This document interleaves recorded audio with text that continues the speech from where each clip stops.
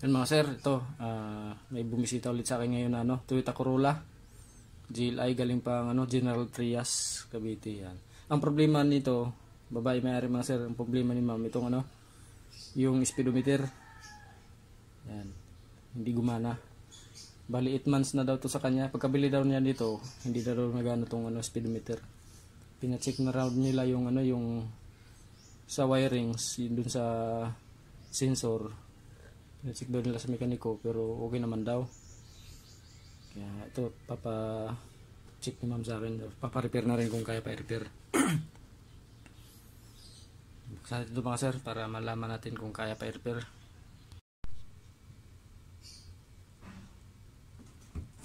Mga sir, i-testing muna natin bago natin kalasin yung yung speedometer bago natin i-repair. Testing muna natin mga sir. Simulate natin.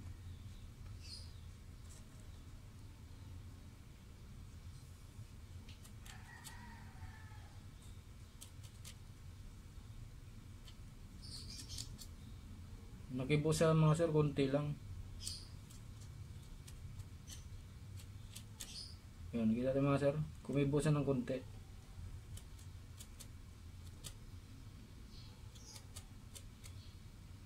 Konti lang yung kibo niya mga sir. Yan, may time na ayaw, may time na nakibo siya. Yan. Buksan natin mga sir para check natin yung loob. Pero sabi niyo hindi daw talaga nakibo to, pero nakibo dito sa gumagalaw sa dito sa simulator ko pero kunting kibo lang. Doon daw sa mismong sasakyan ayaw, wala maski kunting kibo daw sabi ni ma'am. Buksan natin ito mga sir.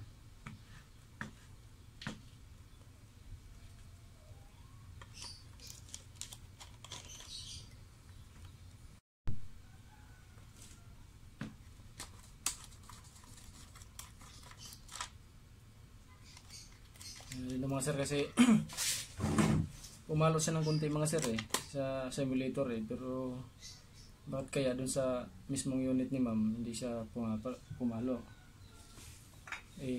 Sabi ni ma'am kasi pina-check na daw nila sa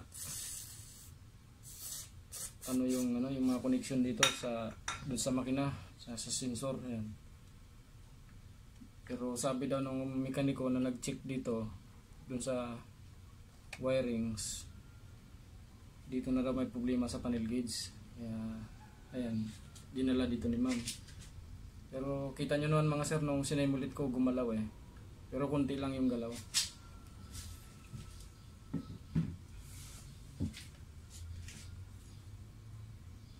Ito pala mga sir, na-repair na pala to. Yan mga sir, kita nyo, yan, ni-repair na pala siya. Yan, hindi na original yung yung mga pyesa nakalagay dito, ayan Tapos may jumper na rin Check natin to kung tama yung jumper na nilagay niya. Naipit pa sa naipit pa sa tornilyo yung jumper niya. Buti hindi natuklap yung wire. Buti hindi natuklap naipit sa tornilyo. Kasi kung natuklap to mga sir, magkakaroon ng short to.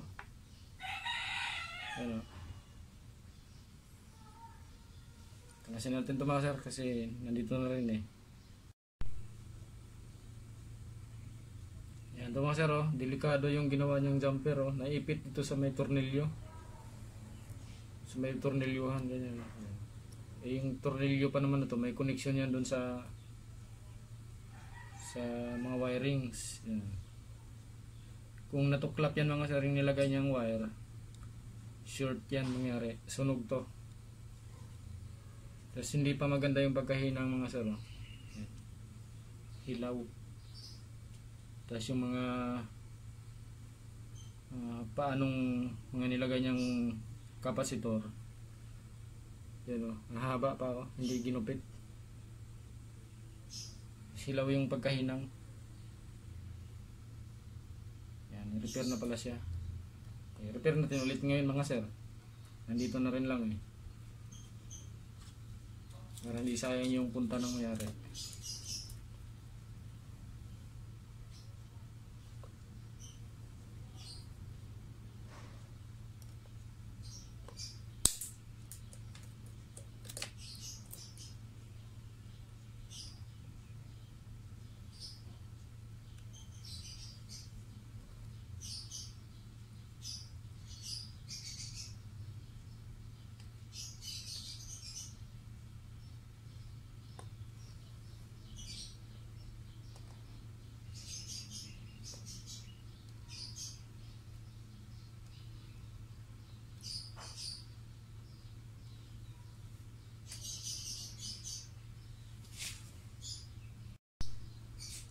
Matik nga pala yung sasakyan niya mga sir, pero ano, yung panel gauge na nakalagay pang manual. Pero automatic yung GLI niya.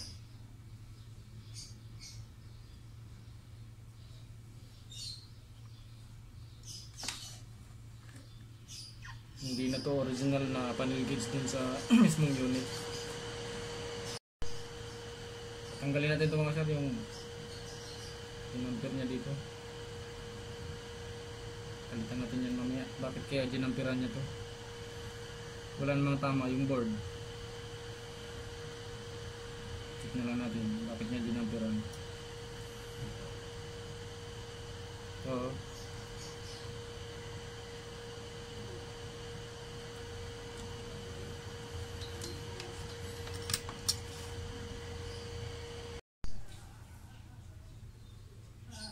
mga sir, yung ano, yan o. Ni-repair siya mga sir, pero mali yung kapasitor na nilagay. Yan o, mali. Hindi tugma doon sa original. Palitan doon natin mga sir ng kapareho sa original. Mali yung value na nilagay.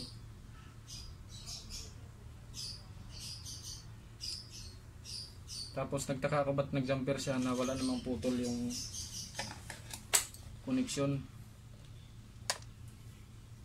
Yan o, ginamperan niya dito pero buo yung connection. Yan o. Muntik patuloy madali yung ano, ginamper niya dito sa tornilyo. Kung nadali yon, sunog tong board.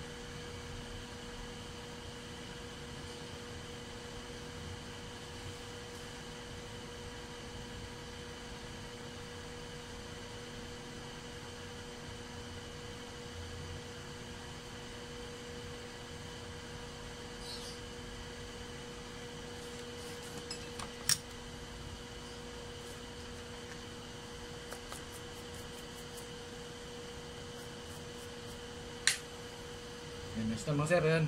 Yan. Dapat ganyan maghinang mga sir, oh. Hindi yung hilaw. Dapat maayos. Parang original pa rin yung hinang mga sir. Para maganda yung connection. Isalpak na natin doon sa sasakyan mga sir para matesting na.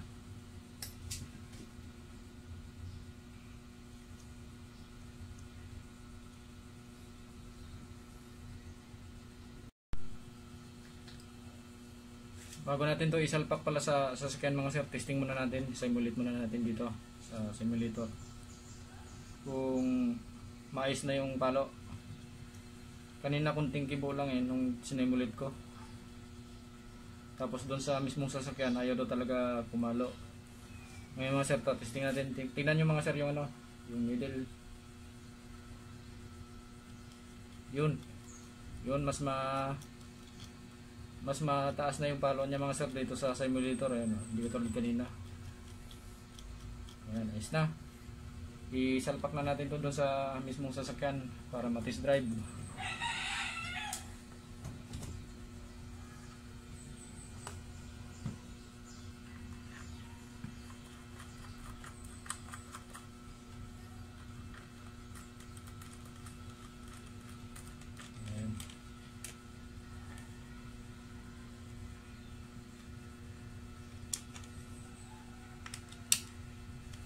Dapat yung paghigpit ng tornilyo mga sir, sakto lang, hindi yung sobrang higpit. Kasi masisira yung